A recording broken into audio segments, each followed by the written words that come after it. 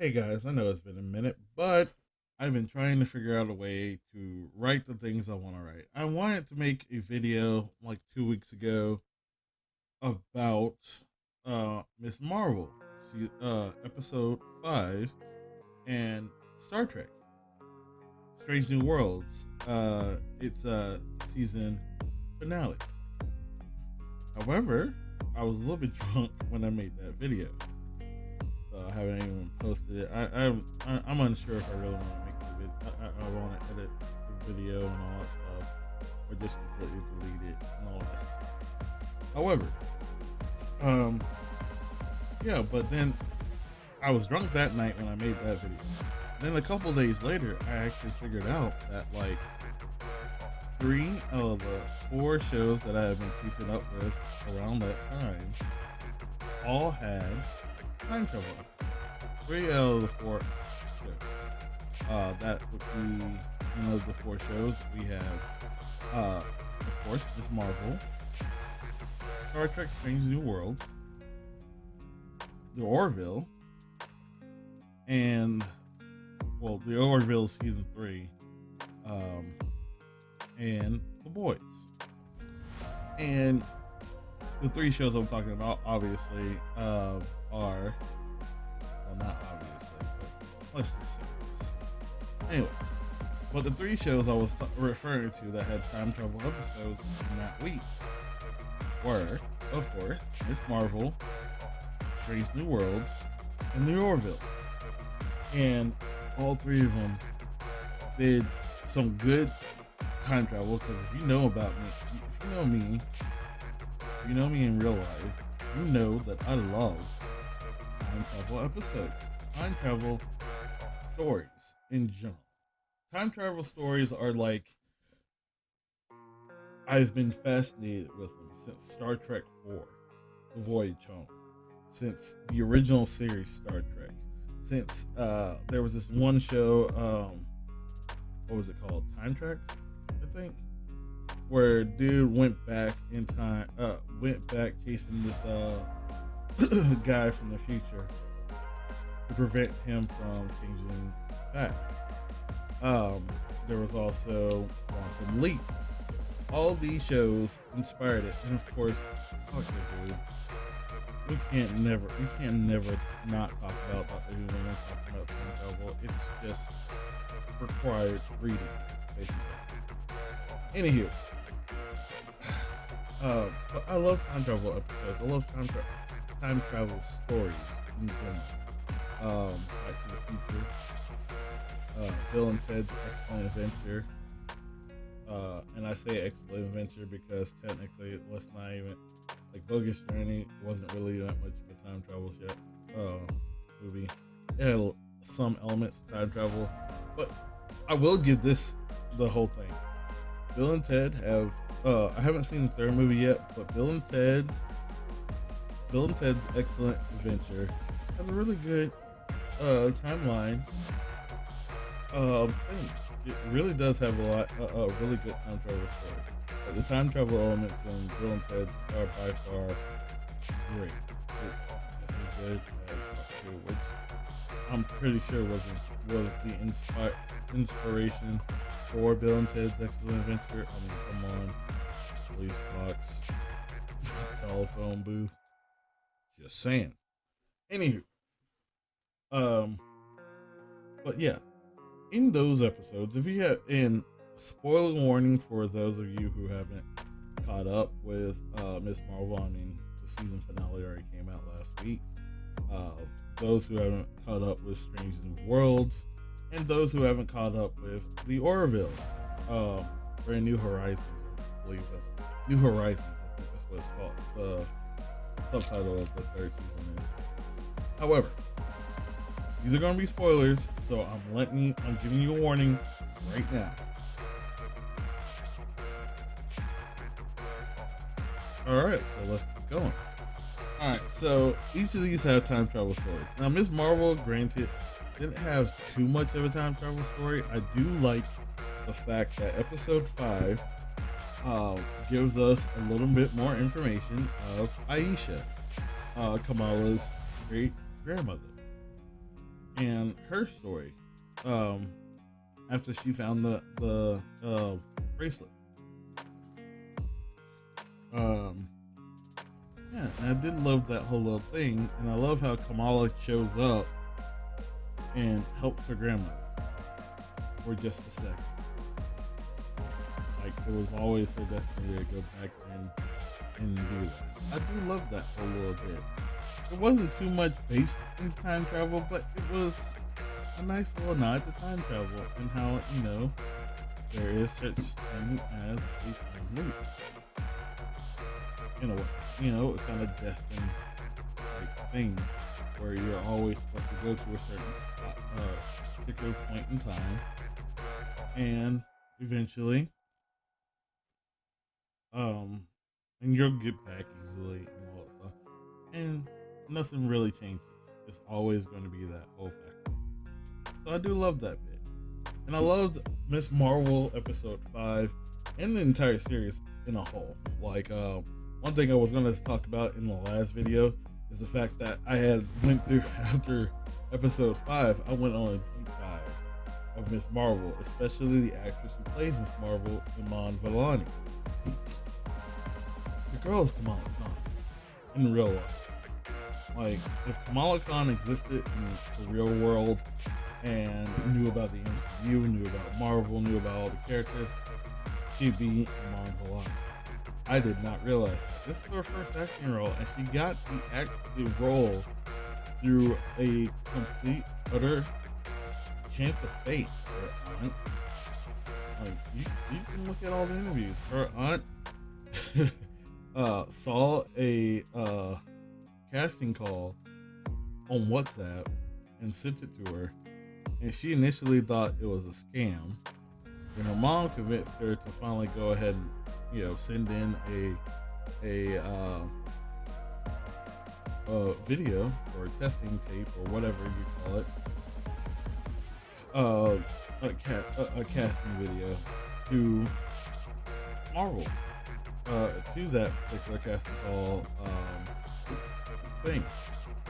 And lo and behold, essentially, the co-creator of the character of Kamala Khan and Kevin Feige and most of the production staff pretty much was like, you know, we choose you. And they really and the second they saw her, they really wanted her. Like, they sent in some directors or trainers to like kind of help her with her screen tests, but they were it seems like they were automatically on board with her. I love that. I love that whole thought process. I mean, it's great. And Miss Marvel, and I did some more deep dive because I love Miss Marvel and its representation, because it's not like it wasn't force fed to us. It was gradually given to us as a coming of age story, and I love how they did that. But one thing I wanted to do is see if it was authentic to the actual people who represented, who they were trying to represent. So I started checking out this YouTube channel by the Rizzy Twins, and girls, I apologize if I got that wrong, if I put the name. Y'all feel free to come at me. I'm already subscribed to you guys, even though I'm probably not gonna watch most of your videos. Y'all probably like teenagers, and I don't want y'all to think it's creepy. I'm 36 years old. I'm not trying to do that. But I want to check out their reaction videos for Miss Marvel and see how they felt about it. It just happened to pop up on my screen, and I decided to go ahead and check it out. Because of the fact that I really wanted to see if the representation was authentic for them. So I watched the first 2 reaction videos that I had, and you could tell from the first reaction video that at first they were skeptical, and then they were like, "Oh wait, what? Yeah, that's exactly what." And then they had, obviously like, "Oh yeah, this is kind of like real life," but what were you talking about? This whole rooftop thing? No. In the second episode, they were just completely all in it. So I'm all about this. I was all about Miss Marvel, and after seeing the season finale, it's even better. I still love it.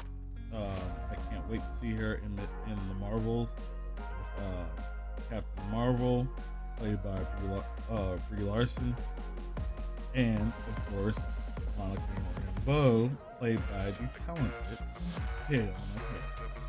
So yeah, so right, Fiona Harris.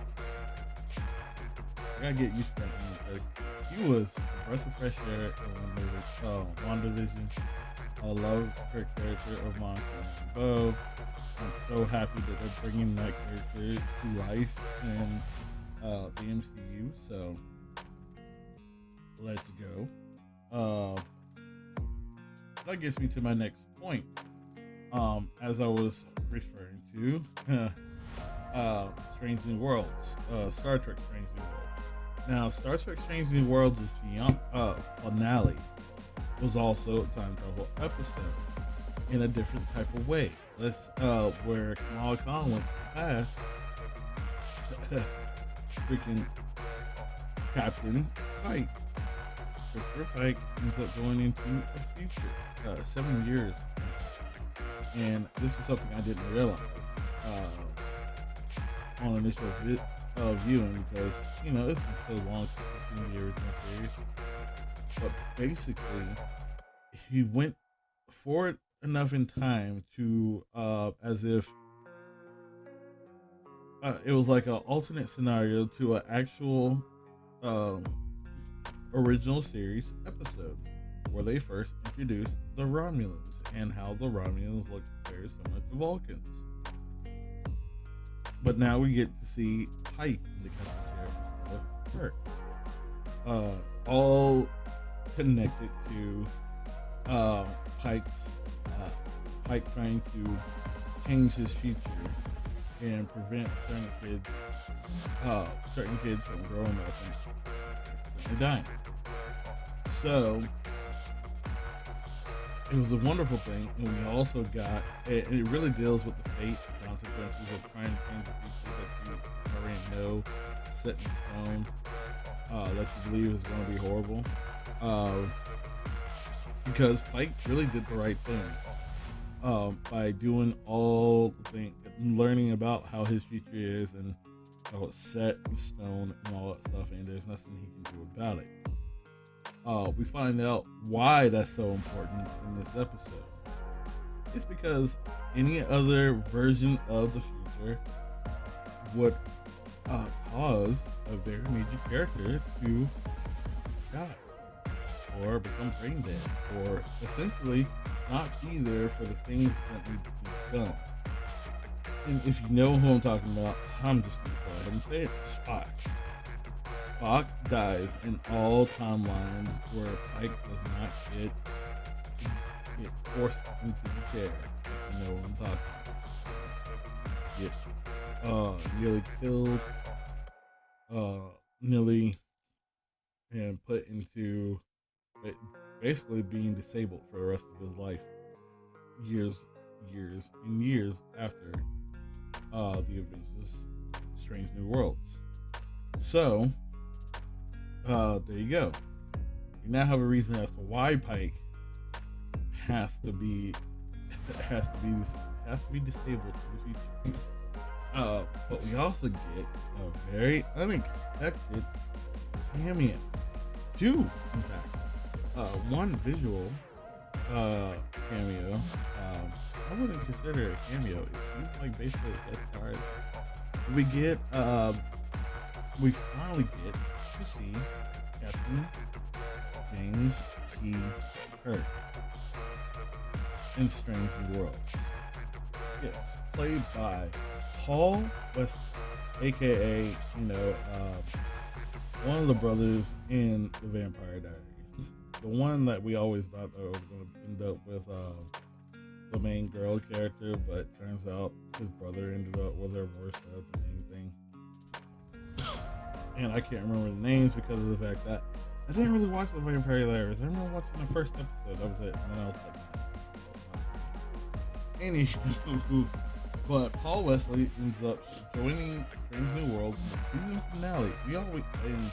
I heard about this casting a while back, and there was set photos, but I thought it was going to be for season 2. I didn't realize it was going to be for the season finale.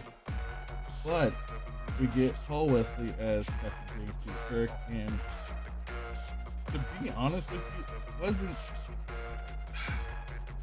There's just something about him that doesn't really scream Kirk at me, but if he shows up in season 2, I am hoping for that. Give me more of your version of Kirk and help me really like yours. Because currently, in my head, the only 2 Kirks in my head are William Shatner, the OG, and Chris Pine, who has done an amazing job in the movies. So, Paul Wesley, you got some good shoes to fill. And here's the funny thing.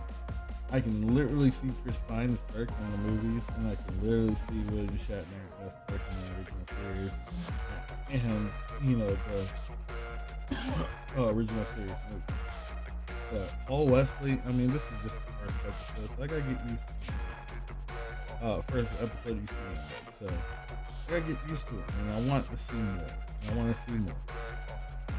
But with Kirk showing up, you actually get Pike introduced to Kirk, and he's literally thinking in his head, like, I'm sorry for the coughing. I had some Chick-fil-A earlier, and it went down the wrong pipe, and I'm still getting out. But yeah, but with this whole jump ahead in time for Pike, him meeting Kirk and all that stuff, I think it sets up Pike actually, you know, requesting that Kirk takes over as captain of the Enterprise when he finally moves on from the Admiral, Pike, and all that stuff, and becomes more of a trainee at the academy. But the other cameo we get is from Scotty. If you didn't pay attention when Spock is actually trying to fix the phaser banks in the episode, you know, in the future, he's talking to the new chief engineer, and he has a very strong Scottish. He has a very strong Scottish accent, and lo and behold, it really does sound like Scotty. I don't know if they actually got, if they actually used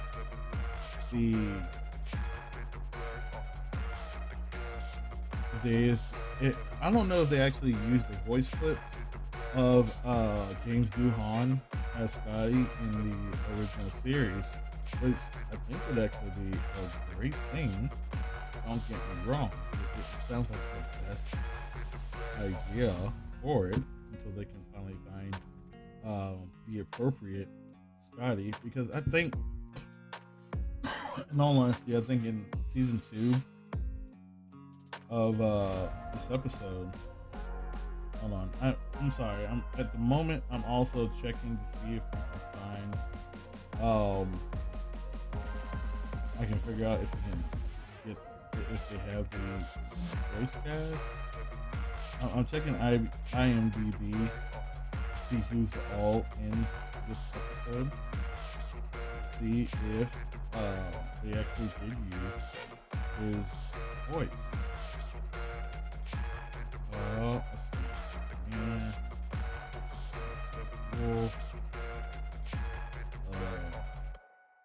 I don't know. Maybe it's uncredited, but it really did sound like, to me, it really did sound like Scotty. Like, it really did sound like James Doohan. But I could be wrong. There's a possibility I'm wrong. Either way, regardless. Yeah, but I really do love how I love Strange New Worlds as a whole. Let me just talk about that, since this is the season finale. It was great. I really want to get in contact with my friends who we were watching Picard all together every Sunday. I really want to get in touch with my friends, hang out with them for a little bit, see if they finally watch Strange New Worlds, and let's like chat about it because I thought it was great. Okay, this is how we've been wanting Star Trek to go back to for a while. Okay, I don't think, and I really hope that they don't have any reservations for Strange New Worlds because I didn't have it. And I know me and them always we kind of do have like different opinions, but at the same time, I think Strange New Worlds was the the righted ship. You know what I'm talking about? Like I think Strange New Worlds was that was that show that like got us all back on the same page when it comes to Star Trek. That being said, I just have to go with them and talk to them about that whole little thing. But till then, that's how I'm going with it. That's how I'm rocking. That's how I'm rolling. It's been a great series so far. But let's talk about the one bad thing, and that was the end of the episode. We finally get like a kind of a whole thing about how we get a we finally come back to the big reveal I believe in the second or third episode of the season with Unich and Riley. Number one, we finally get a response to that. Now Starfleet knows who she is, what she is, and they have come to arrest her.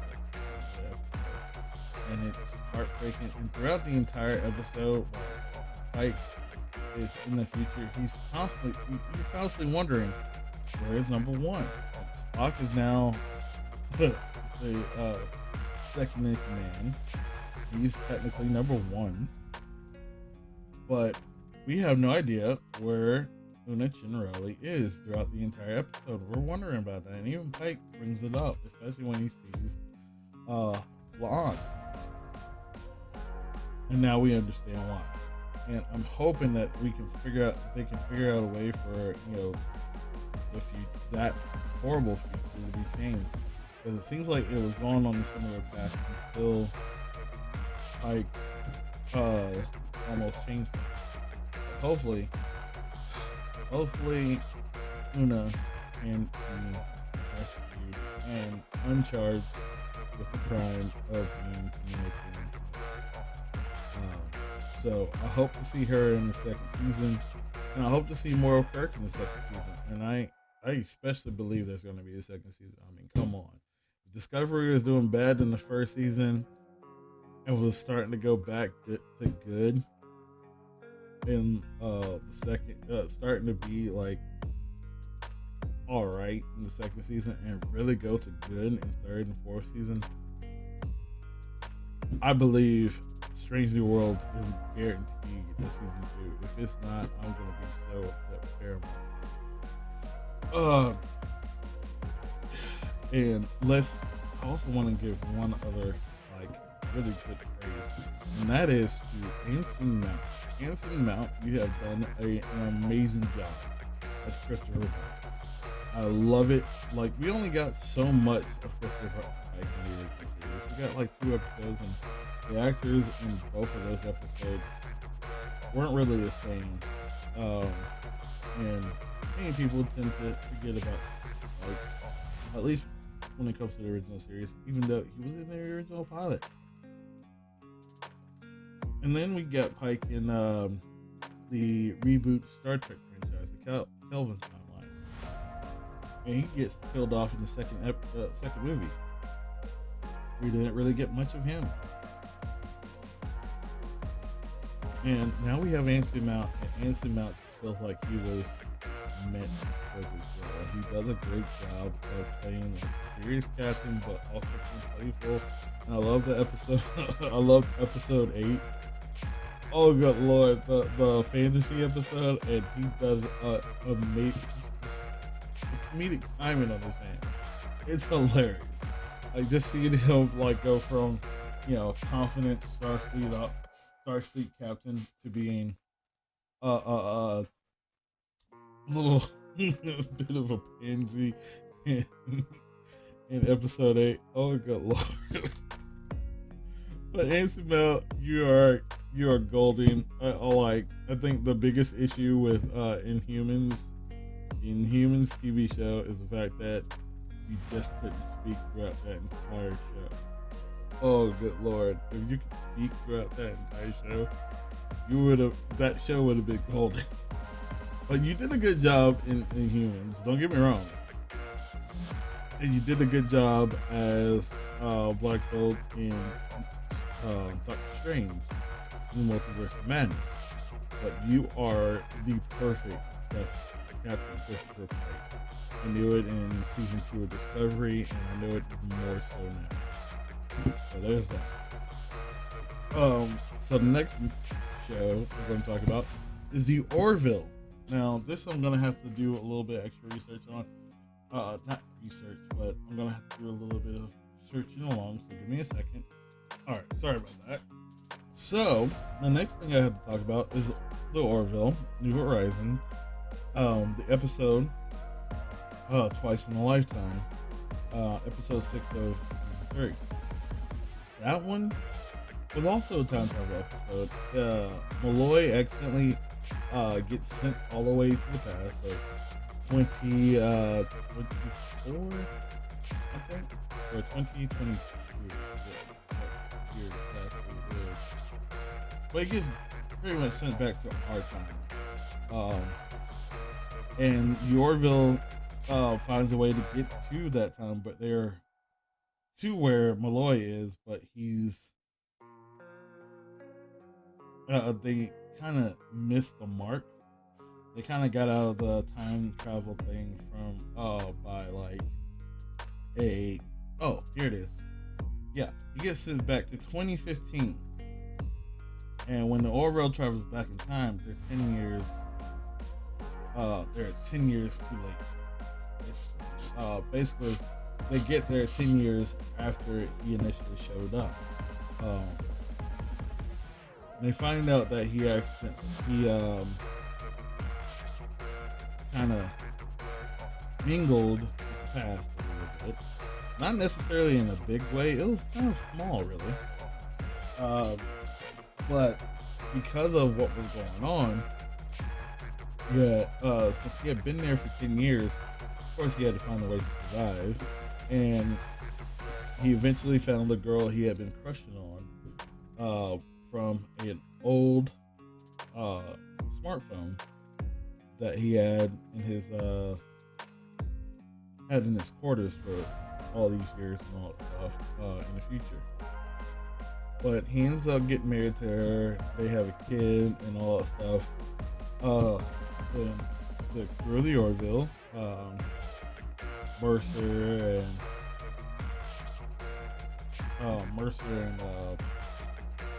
shoot, Mike. But you know,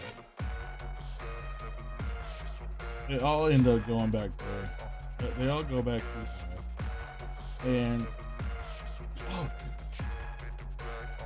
they end up going back to the past to try to save him before the whole thing happens, but they can't. Needless to say,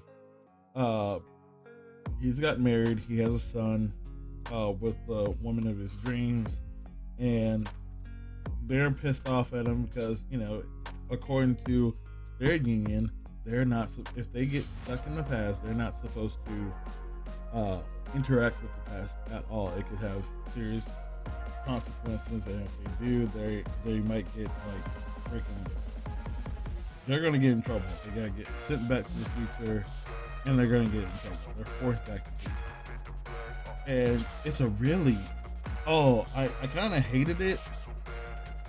I hated it for what it meant for Malloy, but I understood the idea of the whole time travel thing. It's just, as an episode, like the time travel of this episode was great.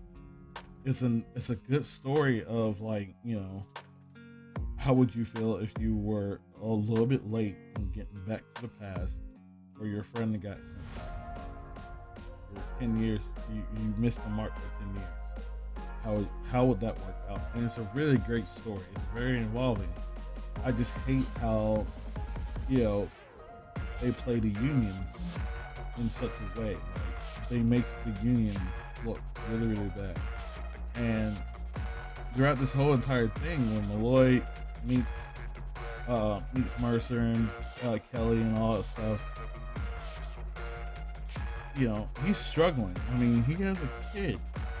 He has what looks like a 7-year-old son, or 6 or 7-year-old son. He's happily married. He's willing to stay in the past and never go back to the future. He feels like he's found a place to belong, and they are adamant about taking him. They're adamant. They're ready to like just court-martial him right then and there, and they're like, "Hey, we're gonna have to take you back to the future, and there's nothing you can do about it. Sorry, bud."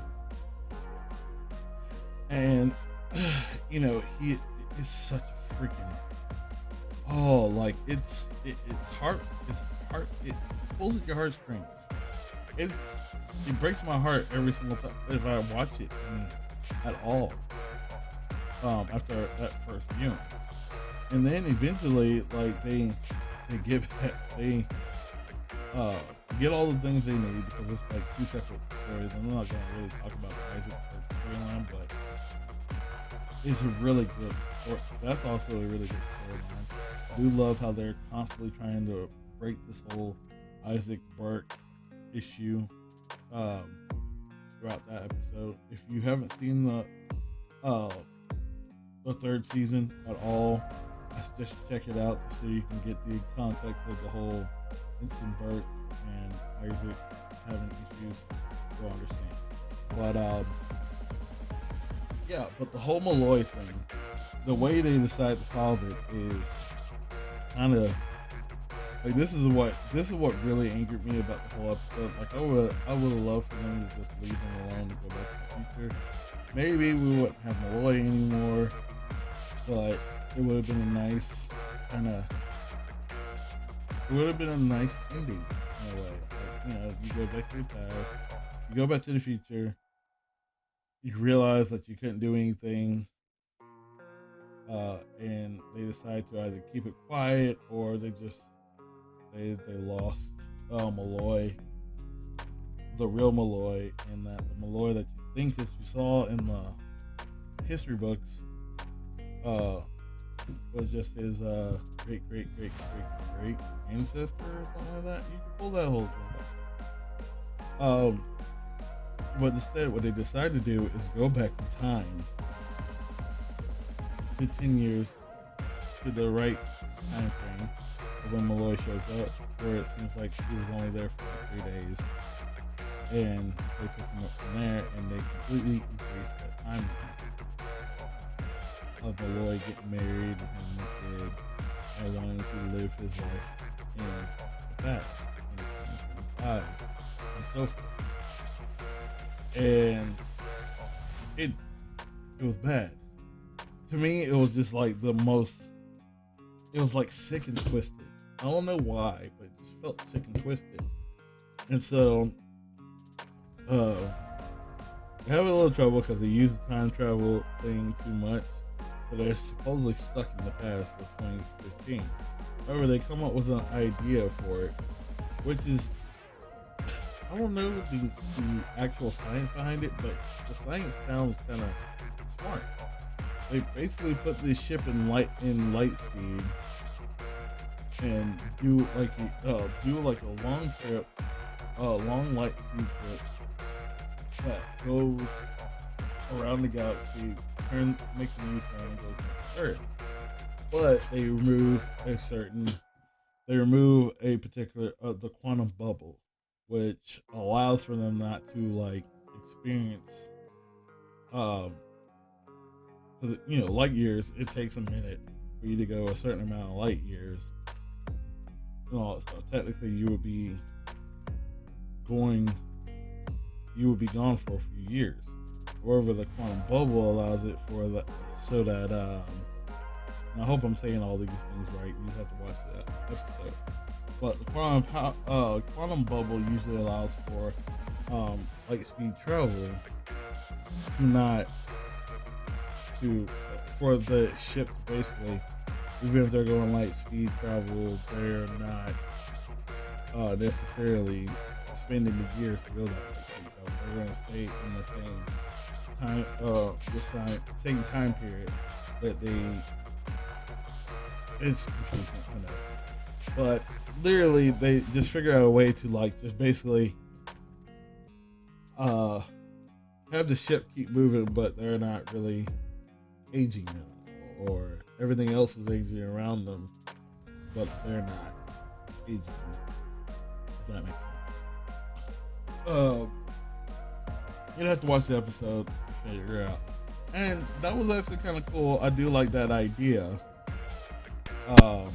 Like I said, I don't know the full science behind it, but hey, to me, it sounded awesome. So, yeah, that's it for the Orville. But like I said, the Orville, that episode kind of, as a time travel episode, it was great. It was a great, story. It was a great idea. I don't think anybody else has really done an episode like that. Maybe Star Trek has. I'm not exactly sure, but it was a great episode. It was a great time travel story. However, the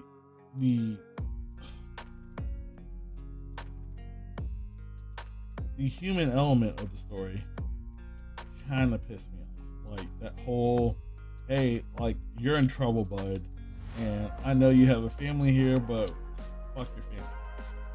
Sorry for the F-bomb, but seriously, that's exactly how they were. So yeah, that was pretty much it about my time travel. Orville's still going. Episode 7 came out last week. But again, the main purpose of this is I just want to make a video. Well, I haven't made a video in a while. I've been busy and I'm still working on a few things. That's another reason as to why I don't really do as much videos. Like I gotta get in the chair because I don't broke this chair. There's a few other things I want to get so that I can really produce this these videos a little bit better. So yeah, you're gonna see a few videos from me rarely, but at the end of the day, just know that once I get all the elements in place for these videos, I want to get in place for these videos. Guess what? You're gonna see a whole new. And I'm gonna have, and while I'm doing that, I'm going to be writing up some more scripts to really make this channel the best it can be. Again, I do hope you end up liking. I do hope you end up subscribing. Maybe I can one day make this thing a really good channel. But for now, I'm just gonna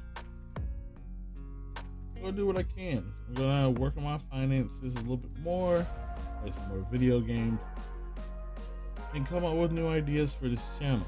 I am gonna get back to what this channel was originally about. I am gonna get back to what this channel was about, camaraderie. But at the same time, I also know that there are plenty of good camaraderie channels out there, like Marco's Houses. There's another guy I just started watching. Find his channel.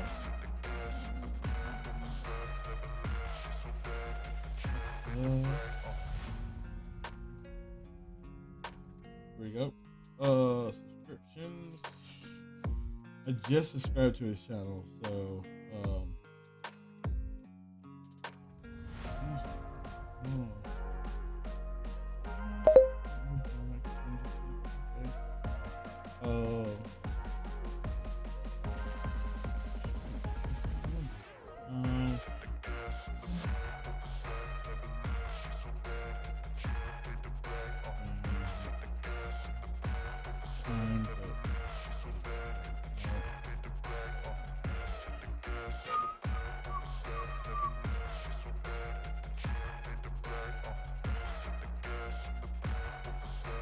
thing is, I'm gonna find this channel very quick.